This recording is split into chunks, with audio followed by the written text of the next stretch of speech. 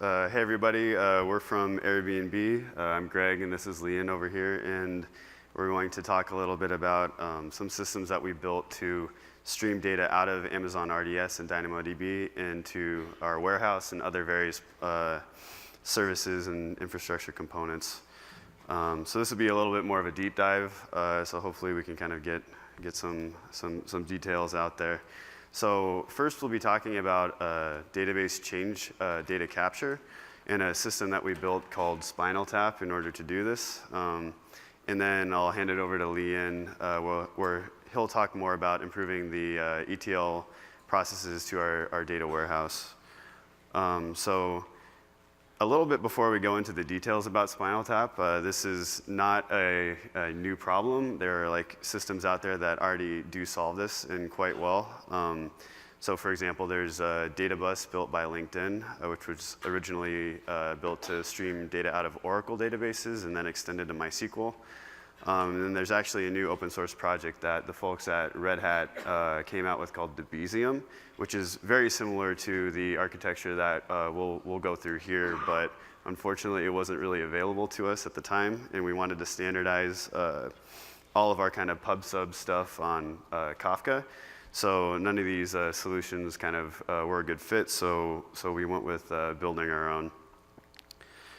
So before we get into the specifics about SpinalTap, just kind of wanted to go over the architectural evolution of the application at Airbnb. So like many, kind of consumer applications, it started out as a monolithic Rails app and largely is so today. But in order to scale the business logic and just for sheer volume, we have split it up into a couple specialized systems. So for example, we've moved business logic out into Dropwizard Java services for things that need to be a little bit more performant.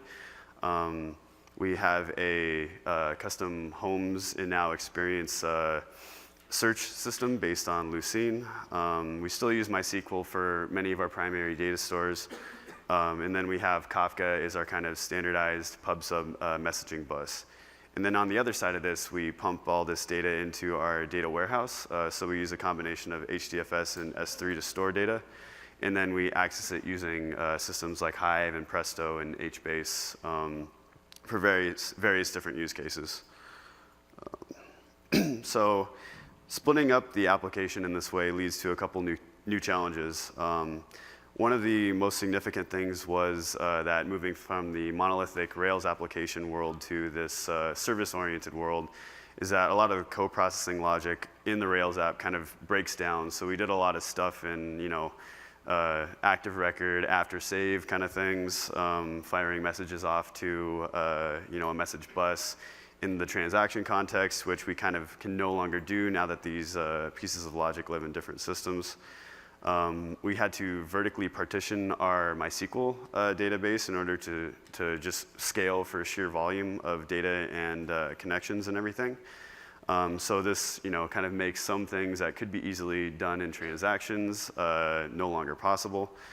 And we'll have, like I mentioned before, specialized systems for certain use cases like analytics. We run Druid for some of this stuff. We have like our search Liyin clusters and just kind of various other things. So before we kind of like dig in even more, I wanted to talk a little bit about the architectural tenets behind this restructuring of the app, and specifically these two at the bottom that have been bolded and italicized. So we operate on the principle that services should own their own data and not share their storage. So we don't want to tie a service to MySQL or DynamoDB or any other kind of customized data stores just by virtue of it being easy to access data via standardized mechanisms. We kind of want to provide some layer of encapsulation to allow the system to scale cleanly. And by this, owning their own data doesn't mean that another service can't look at a view of the data. It's just that the source of truth is owned by one service. And also, mutations to data should be propagated via standardized events, so we don't really want to expose the underlying storage format. For example, you probably want to look at like a Boolean is booked field as opposed to the 8th bit in your flags column in your database. So this will just kind of allow less weird esoteric tribal knowledge things to make their way throughout the system. So our goal for our change data capture service is to provide a stream of data mutations in near real time with timeline consistency. So in near real time, we want to, if there is a change to a row, it should be available in, second-ish latency. And by timeline consistency here, I mean that if you have two events, A and B, if you see A in the stream, B will always come after it if it was originally after it in the stream. So you won't have these kind of eventually consistent scenarios in which you need to do read repair and you see kind of like fluttering between the two row values. It makes it a lot more easy to kind of write stateless applications that consume these streams. So we have a couple options to achieve this. One option that is pretty easy is just application-driven dual writes. So what this means is, I have a transaction context or something. I am going to do an update to the database. In addition to that, I'll write something to a message bus like Kafka or RabbitMQ. This is pretty easy to do and get good-looking data out of the other end because you control the data model in your application. However, you need to do something like two-phase commit or a consensus protocol in order to make sure that you have strong consistency here, which is fairly non-trivial. So another option is database log mining. So what this is meant, what we mean by this is you have a commit log in your database. For example, MySQL has the binary log. DynamoDB provides a Streams API. And then all we need to do is process that stream and standardize on some kind of uniform event type. So this makes consistency very easy. We just leverage the commit log semantics and all the locking that the database is doing. But it makes it kind of hard to parse. DynamoDB actually provides a very nice API, but digging into the MySQL binary log is not the easiest thing in the world. So we chose to do the database log mining approach here on the principle that parsing will be easier than consensus. And many libraries and APIs already exist to make this easier. And our goal for timeline consistency, it was a very natural fit to just look at the database changelog. So this is kind of the data ecosystem, a very simplified view of the data ecosystem, but the data ecosystem centered around this idea of change data capture. So we'll have many services up here, effectively writing to some primary store, which exposes a database changelog. And that is processed by this SpinalTap change data capture service. This data is then pumped into Kafka, and then we have another class of applications that are like asynchronously co-processing these streams coming into Kafka and providing that nicer abstraction on top of the original event. So SpinalTap isn't really in the business of saying this should be the Boolean flag, not your flags column, but the original service implementer also has the ability to implement an asynchronous co-processor that is basically a UDF that pumps things back into Kafka, and we can read those nicer events downstream for asynchronous business logic or in the warehouse.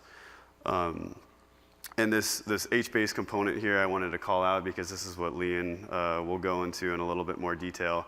But we're also leveraging this process in HBase in order to create these immutable views of data in our warehouse that people can then run MapReduce jobs or Spark jobs on. So the concrete requirements for this SpinalTap service are, like I mentioned, timeline consistency with at least once message delivery. We should be able to easily add new sources to consume. So what I mean by that is if we have a new MySQL instance, we should be able to start consuming and producing events from that database change log without disrupting the existing streams. We should be able to support low latency and high throughput use cases. So the low latency one is kind of obvious. We need to be able to do things like cache invalidation. It should be flowing through the system as quickly as possible, probably the kind of event level, not like micro batch or anything. But for better or worse, we have a lot of rake tasks that do important things that we were running on like cron schedules that touch a lot of rows. So we don't want the system to choke when we have these kind of big batches, big batch use cases. This system should also have high availability with automatic failover.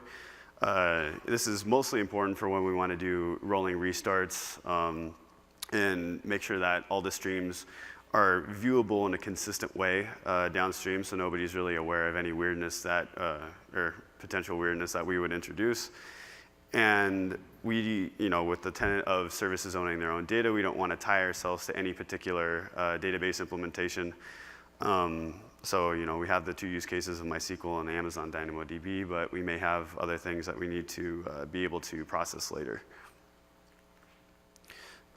So I want to dive a little bit into the MySQL commit log, or the binary log, for those who aren't super familiar. So basically you have these two components, like the DML. So we're using the InnoDB storage engine, so this is largely only applicable to that. But we have both the DML in the binary log, so you'll see something for a given transaction like the query event, which table it was for, your write rows, update rows, delete rows, which map to like inserts, updates, and deletes, and then a final commit event. So this is the event group in the binary log. In addition to that, we log the DDL, so we're able to kind of know for which regions of Binlog there is, some specific schema applies to a specific region of Binlog, which becomes increasingly important as we do rapid product development and change those things all the time. So luckily, there's a pretty good Java library for parsing the binary log. If you want to check it out, there's the GitHub repo. And we've had pretty good experience with this. We're running actually an older version. I think a lot of things have been fixed, but definitely not the most sketchy part of the system. Pretty good. So one important thing that we need to kind of extract out of the binary log here is a logical clock.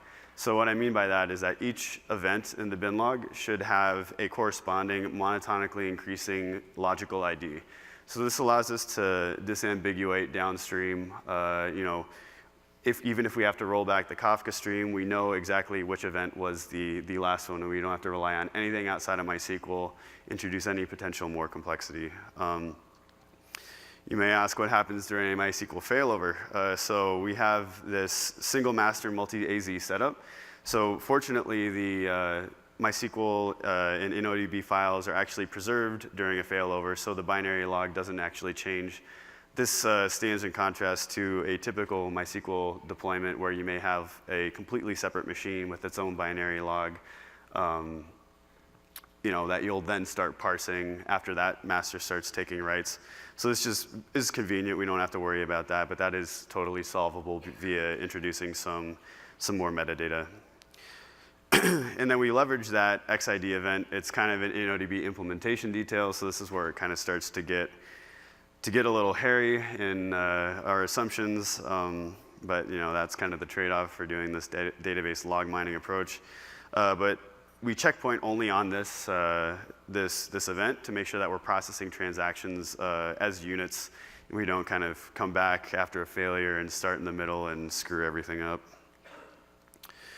For DynamoDB, we're using the Streams Kinesis adapter, the high-level one, which has a couple guarantees that we're building off of. Each stream record will appear exactly once in the stream, so it kind of makes it simpler to process things. The stream records appear in the same sequence, which allows us to achieve that timeline consistency guarantee. However, getting a monotonically increasing logical clock is a little bit hard because of the way DynamoDB shards will split. So we have the sequence number in here, but we also kind of need to incorporate that parent-child splitting semantics, which we have punted on at the current moment because we're mostly just using this to update some indexes and everything that I kind of don't really need to know. They have strong consistency guarantees because we can always rebootstrap them. So our goal in the system is to kind of, square peg, round hole both of these things into this idea of an abstract mutation. So we can continue to add these sources as they, use cases demand. So the components here, we have that monotonically increasing ID. So this is just some long value that services and systems downstream can use. We'll have the opcode. It's pretty simple: insert, update, delete. And by the way, we have like this. In MySQL, we use row-based bin logging in order to have both the before image of a row and the after image of the row. So, for these different operations, they might be null when you insert. There's obviously no before image. When you update, they're both non-null. But it's kind of the nicest way. If you wanted to look at a delta, you could compute that using both the after image and the before image. And we want to, and we have just a blob of metadata for specific things that are relevant to the specific implementation that we can support, but people probably shouldn't be using on a regular basis, like maybe MySQL instance name. But the idea is that we can encode this in a source agnostic format, so you don't really have to worry about whether this was a 32-bit or 64-bit integer in MySQL. It's just a thrift integer type, right? And then we can write this generic object to a message bus, in our case, Kafka. But you could do it basically to anything. We have some other libraries around our message bus infrastructure in order to change that if we ever need to. Highly unlikely that we'll do that, though. So now I want to talk a little bit about how we deploy this service in a kind of clustered environment. So our goal here is to basically allow distribution of these workloads evenly across a set of machines, be able to add and remove these things at will, and then make sure that during failures, one can take over the work and have that workload distributed evenly. So to accomplish this, we're using a Zookeeper-based framework called Apache Helix. What this basically gives you is a distributed state machine abstraction, so you can just implement callbacks on, I'm going from offline to standby to leader, that kind of stuff. And then we'll use the leader standby model in this case in order to make sure that only one worker is processing the one source at any given time. Excuse me, we also get a couple nice to haves from this framework. We can dynamically change source configuration without resetting these instances. So for example, we set up a Helix resource for each of these sources, and then we can dynamically change the table whitelist of the things that we want to be producing to the message bus at runtime without any downtime.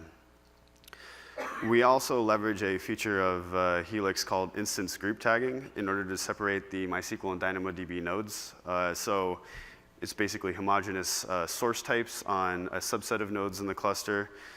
This isn't so much for workload, isolation and everything, but if we need to make, code changes to one of these things, we shouldn't really be impacting the other stuff. Like we are working on the DynamoDB one much more actively than the MySQL one that has stabilized, so we don't really want to screw up all the MySQL stuff when we push new changes.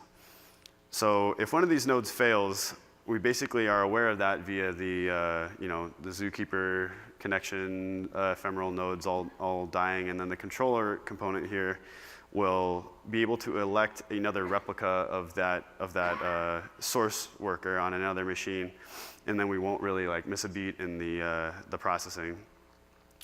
So one thing that we need to do here in order to introduce no new inconsistency from our system is maintain this idea of a leader epoch. So whenever a partitioner, a worker for a given source asserts leadership, it will update a monotonically increasing counter in Zookeeper, and will propagate that information for that leader's lifetime downstream in the events. So a client can unambiguously process events and know about these state transitions without really needing to know about what happened in the cluster. So you can think about this monotonically increasing ID as, the first part is the leader epoch. You always filter out everything that's less than the highest one you've seen.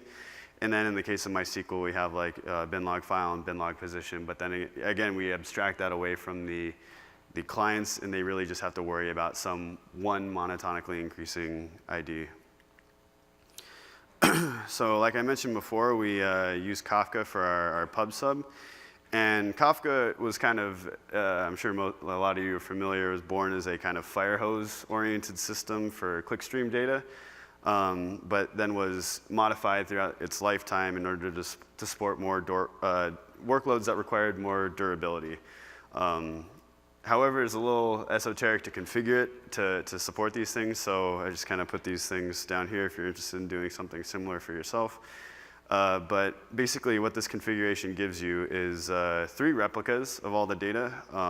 This min-in-sync replicas configuration says that it should never take a new write unless 2 replicas are there acknowledging it. And this request required acts configuration says that it shouldn't respond to the client unless everybody did acknowledge. So it's a little subtle. It's kind of out of the scope of this talk, but those are the ones that you'll need to worry about if you want to do something similar.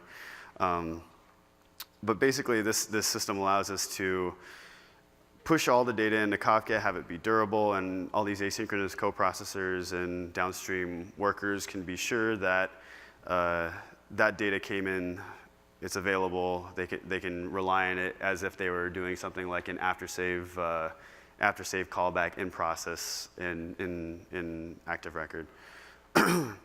So even when things go wrong in here, you can have catastrophes, Kafka nodes die. We'll make sure to keep 24 hours of the MySQL binary log, and we can alert on problems in this lower tier, and then always rewind to an earlier state and push all the data through. So this gives us that at least once delivery guarantee with a high amount of reliability. We trust RDS to be pretty good about that. But to be even more paranoid, we have an out-of-band online validation component. So the Binlog is available in MySQL after it becomes flushed and it's immutable, so you can just download it and process it. So what we do is have this other system that does that at a slower pace. So this is happening more in batch, and it'll check for holes and ordering violations by consuming that stream that we publish to Kafka. So this allows us to maintain low latency and have high confidence in the consistency of the stream. And we can also use it for something like auto-healing. These alerts can be fed back into the primary system, or the online validation system can act as kind of a controller and then reset that binlog position to an earlier point if we detect too many failures in the system. So just to kind of close out this component, just want to talk about some weird production lessons that we learned. Like I mentioned before, the schema changes kind of throw a wrench in these gears. You need to store the schema history store for basically every region of the commit log in order to support the rewind and interpretation of things downstream. So what we are kind of doing, and we have various solutions for this. It's a little bit more manual, and we're working on it. But basically, what you can do is parse that DDL that's in the commit log and do something like apply to a local MySQL. You can look at the columns that were changed in this Java process, but basically somehow reconstruct what the schema looks like for specific regions of Binlog, and this persist that to somewhere like Zookeeper. Another thing that we ran into were MySQL table encoding. So if you have a table that's in Latin 1 or UTF-8 or something like that, that'll start to act weird downstream and in these binlog parsing libraries. So something to keep in mind. Something that we saw at a bigger scale is that this Kafka configuration could potentially hit every broker.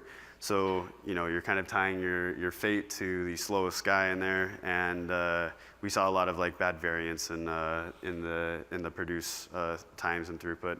So we kind of added a slight hack in order to group things more nicely with knowledge of how things were partitioned in Kafka on the producer side. And then, like I mentioned before, we had these cases in which there are throughput latency concerns, so we needed to add some knobs there in order to make sure that we could handle on a per source basis these different styles of workload.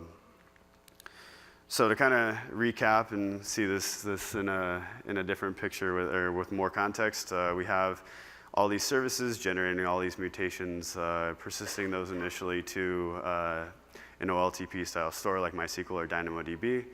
And then we stream those mutations, process them using SpinalTap. We have all of this data pumping into Kafka that can be processed by asynchronous coprocessors, and later on, other asynchronous consumers can process that data, and we pump it into HBase and thus the warehouse. And with that, I'll hand it over to Liyin, who will talk a little bit how we use this for DB exports.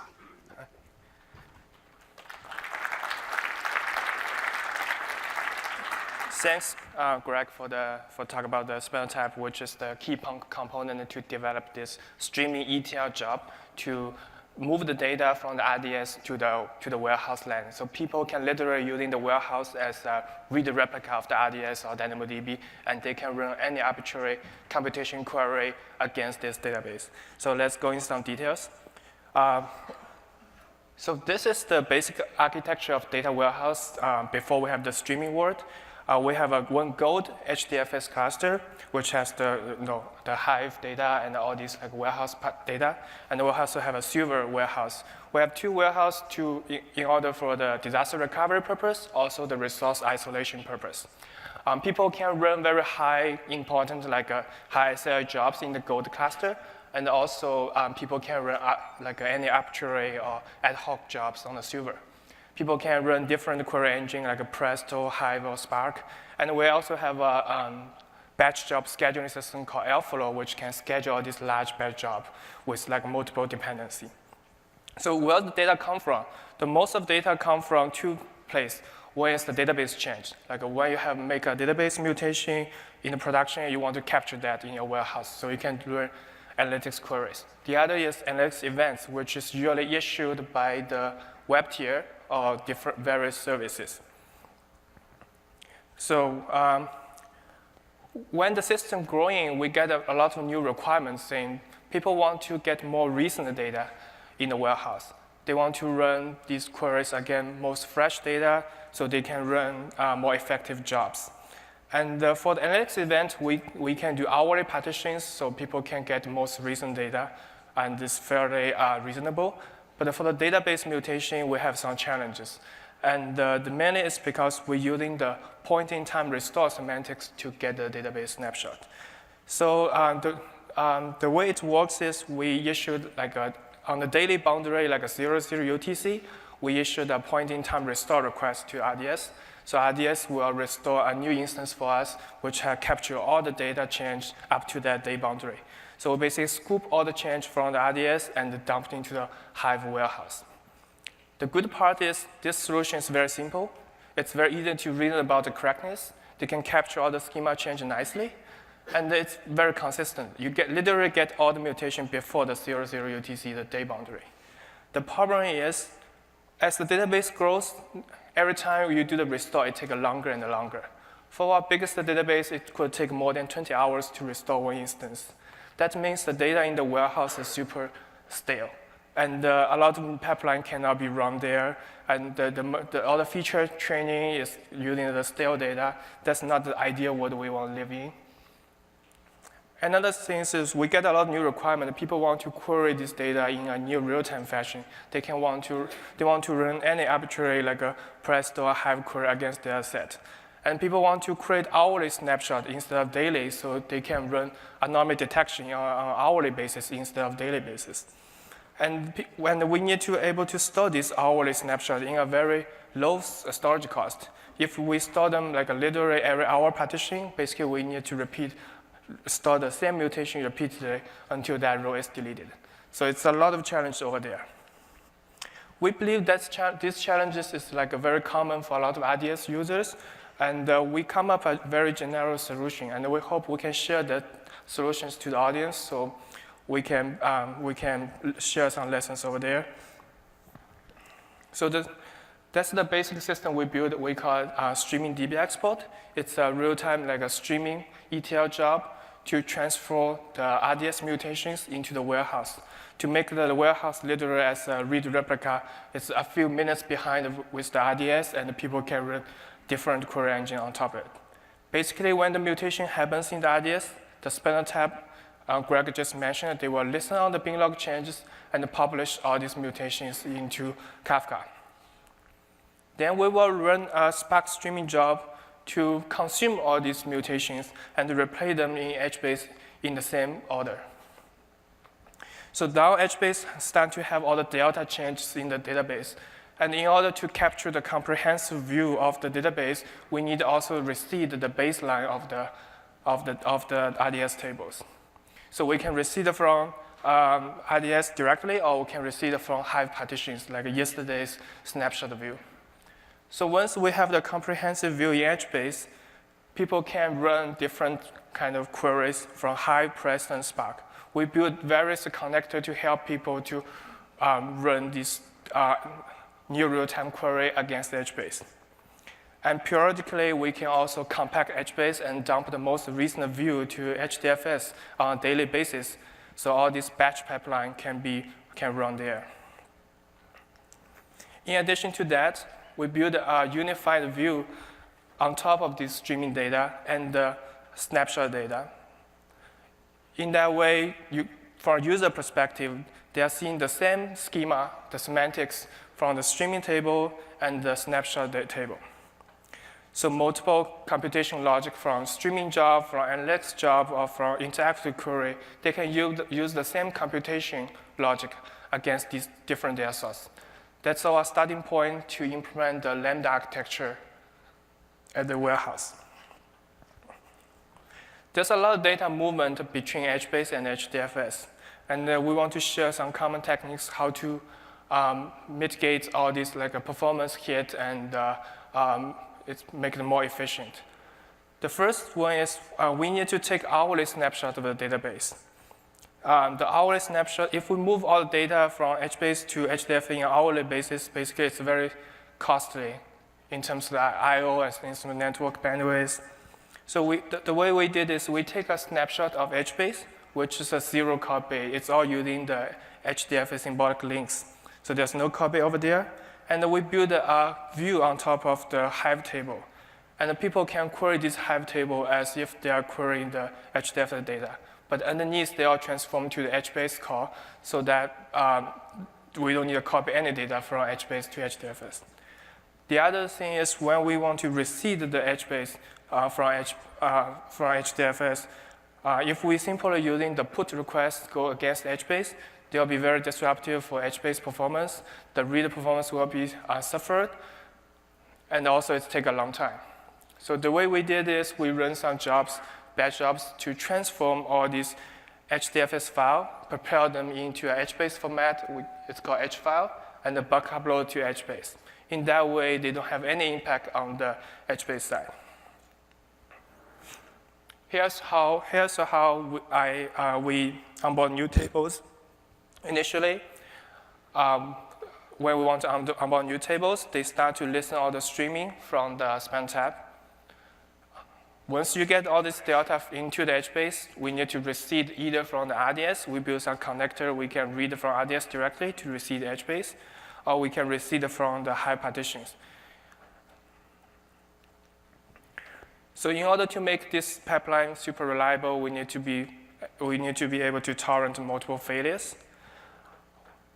Due to the schema we designed, we can talk about the schema later, but due to the schema we designed, all the writes into HBase is idempotent, and they can handle duplicate writes nicely. So all we want is the exact, at least once semantics from the streaming processing, and we maintain all these checkpoints of different streaming source, and checkpoint them versioned by timestamp into the HBase itself. So in the case, if the streaming job failed, we were able to restart from where they left. And in case they run into multiple failures and some bad code or bad configuration is being pushed, we will be able to rewind to a particular timestamp before the failure happens. And in the worst case, if the entire streaming is being disrupted by a corrupted data or whatever, like Kafka is down totally, in that case, we can totally forget about checkpoint, read from the latest, and reseed from there. Now we can talk more about the schema we designed in the HBase, how we replay all these Binlog mutations into HBase. The first key part to design the HBase schema is how we design the key space. Literally, we have hundreds of tables need to export into HBase. And if we create one HBase table for each RDS table, it's going to cause a lot of metadata in HBase. There's no way we can scale in that way, and it causing a lot of operational chaos. So the first thing we did was we multiplexed multiple RDS tables in a single HBase table. The second requirement is a lot of streaming query or interactive query need to query the primary keys for a given database or table. And so we need a very fast point lookup in HBase for given primary keys. And in most of cases, we need to sequential scan the entire table. So that means all the row keys for a given table need to be landed continuously in each HBase region. So we can benefit from the sequential scan performance for HBase. Last but not least, we need to be load balanced across multiple regions. We don't want to have a single region as hotspot and causing the performance degradation. So here's how we design the HBase schemas. First, we do a hash about the RDS table name plus multiple primary keys combination, get the hash number. During the hash number, we figure out which region it belongs to. Instead of using the hash key, we actually find out what's the region star key for that particular hash. We pre-split the HBase table into a fixed number of shards, so we know for that particular hash key which region is supposed to be, and we're using the region star key as the prefix for the row key. Then we're using that prefix, append all this database table name plus all the primary keys. In that way, for a given primary key for the DB, we can easily figure out what's the row key in HBase, so the point lookup can be very fast. Also, for a given table, all these rows for same table will be continuously in each region boundary, so the sequential scan can be fast. And then since we're using the hash to randomly distribute all these row keys across multiple shards, all the shards can have the balanced load. In addition, for the primary key, we also build the secondary keys on top of the same system using the same format. Basically, the prefix for a given secondary index can also get the benefit of the sequential scan performance of HBase. Next, we talk about the versions. So when we replay all these Binlog mutations into HBase, the first version we're using the timestamp, the commit timestamp of the Binlog mutations. That's a very natural way to leverage HBase multi-version schemas. And it's also a very natural way when you want to take a snapshot of the HBase, you can literally get the the timestamp you want to snapshot. So let's say there's two commits against the same row. The latest commit with the higher timestamp will win. And you can even go back to the previous version by specifying the right timestamp. So that's a good way to get started. So when we launched the system, actually we find that one of the biggest lessons we learned from this project is we basically assume the commit timestamp is in the same order as the Binlog commit order. It's true in most of cases, but in some cases not necessary. That's why we figured out when we launched the project, we figured out there's a mismatch between the RDS snapshot and the HBase data. The reason for that is when the NTP jitter happens, the transaction has the higher Binlog offset may have a lower timestamp. So the timestamp order and the Binlog order may not be aligned. In this case, if we're using the timestamp as a version in HBase, you will get inconsistent result. So by fixing this, we basically have to using the Binlog offset as the version in HBase. In that way, we can guarantee we have the same semantics as how people replay Binlogs in RDS, in MySQL. That actually leads into a new problem or challenge, like how we implement the same point-in-time restore semantics in this new HBase, the streaming ETL world. When we take a look at how MySQL guarantee the point-in-time recovery semantics, they basically replay all the Binlog up to the first commit, which is beyond the time boundary. Let's say in this example, a user wants to issue a point-in-time recovery to timestamp 102. So they will replay the transaction commit as 101, and they will see the next transaction commit timestamp is already 103, which is beyond the time they requested. So the RDS will stop replaying the Binlog. So in order to achieve the same semantics in the new system, we basically have to build a secondary index to map the Binlog commit offset with the time. So in that way, we can easily figure out what's the first mutation across the PITR boundary and what's the last mutation. And we can using the last mutation's Binlog offset as the high watermark and the boundary when we take the snapshots. Okay, to recap, so the problem we want to solve is we want to get the RDS data into warehouse as soon as possible so people can run like a new real-time analytics query on top of it. They can create hourly snapshot. And the problem for the initial solution is the point-in-time restore take a much longer time when the database grows. And so we have to using a streaming way to get all the incremental change into the warehouse. And we believe the new system is more consistent, and they can handle all these new real-time query efficiently. They can create all these hourly snapshot in a very low storage cost, and they can be queried from various execution engine. Of course, we need to continue to work on how to improve how we handle the schema change in the entire pipeline, as Greg mentioned. Yeah, that's pretty much the talk, and thank you all for your time, and we can take some questions.